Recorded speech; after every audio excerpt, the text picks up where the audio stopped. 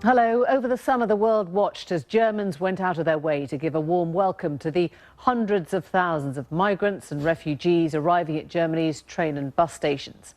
But is that really the full picture? A senior German intelligence official has told Newsnight that Germany's open door policy is fueling a rise of the far right. Gabriel Gatehouse went to find out more and sent this report from Saxony in eastern Germany. Merkel must go, they chant. The refugees may see the German Chancellor as their saviour, but these people do not. To them, she is Mother Teresa. People's traitor, they shout.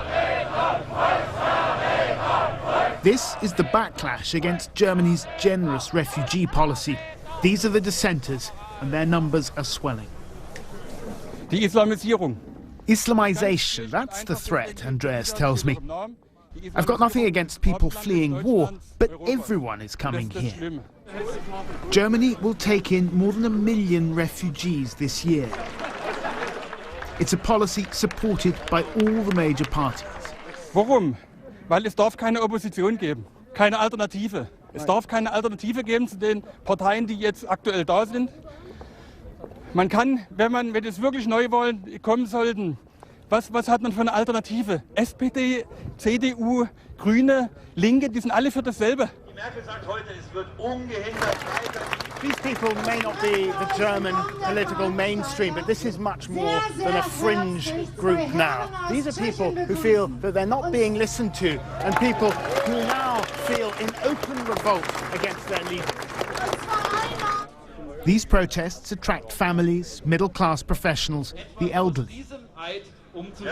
But there are also members of the far right, and the boundaries are becoming blurred.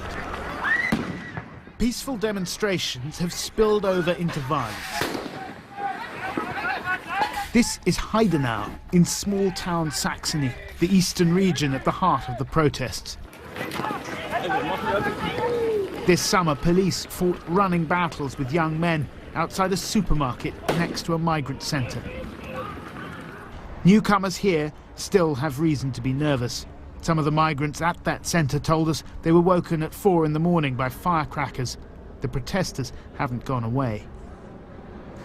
The riots outside this supermarket could have been the moment where Angela Merkel tried to mollify the protesters or modified her refugee policy. Instead, she's pushing on through. We can do this, she's saying, as thousands more refugees have come across the border. It's almost as if she's testing the limits of Germany's tolerant political consensus. Here in the east, there are marches almost every day. In Freital, a suburb of Dresden, anti-immigrant sentiment is bleeding into a more general sense of alienation. We don't want a civil war, this poster reads. This is a movement of the disaffected, who see the refugees as a challenge to their German identity. Oder die wollen Deutschland kaputt machen, mit Absicht kaputt machen.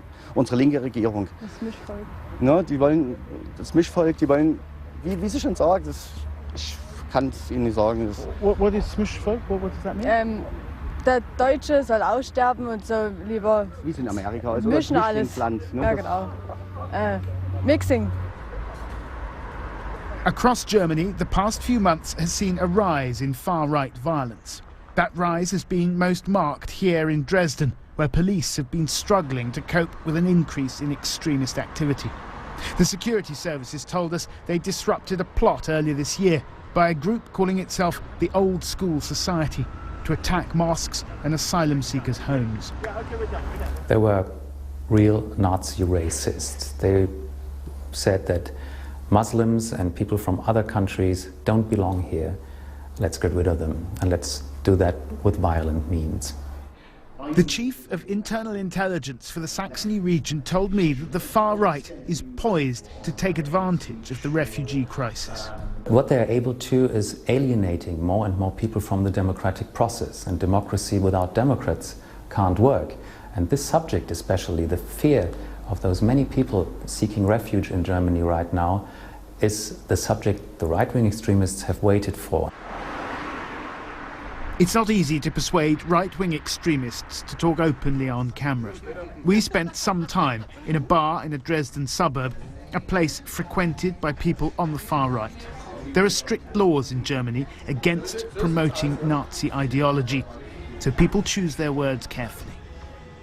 Die ganze Befürchtung, die ist da, die jeder von uns hat, dass es zum Bürgerkrieg kommen wird, dass sich irgendwann Leute dort zusammentun, um dort wirklich zum bewaffneten Widerstand dort zu greifen. Ich persönlich bin von der friedlichen Fraktion. Ich kenne Leute, die sich schon intensiv dort bewaffnet haben und die sich darauf auf den Bürgerkrieg vorbereiten. Ja. The refugee crisis and the sense of injustice among some Germans presents an opportunity to the far right to reopen older wounds, to revisit the past, including the issue of Germany's post-war borders and territory that is now in Poland. Zum Beispiel, dass Schlesien besetzt ist, ja, dass Ostpreußen besetzt ist und dann Schritt für Schritt müsste dort irgendwie Pläne dort ausgearbeitet werden, um wirklich dort aus Unrecht wieder Recht zu machen. Friedlich und zivilisiert. To be clear, most recent arrivals say they've been welcomed with open arms. Last weekend, Saxony alone took in 2,000 refugees. That's half as many as Britain says it'll accept in a whole year. Saxony's intelligence chief says his job would be easier if other European countries, including Britain, also took in more. Well, I think for many Germans, the feeling that we take more than it's our share is very strong. So I think from a sense of fair play, a very British concept, it would help.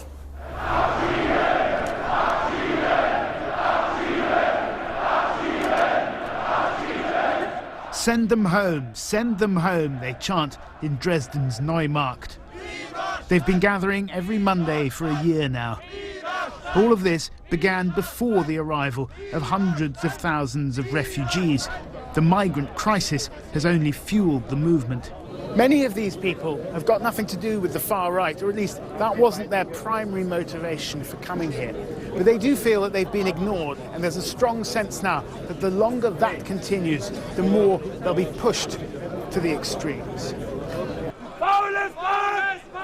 These people are styling themselves as the resistance.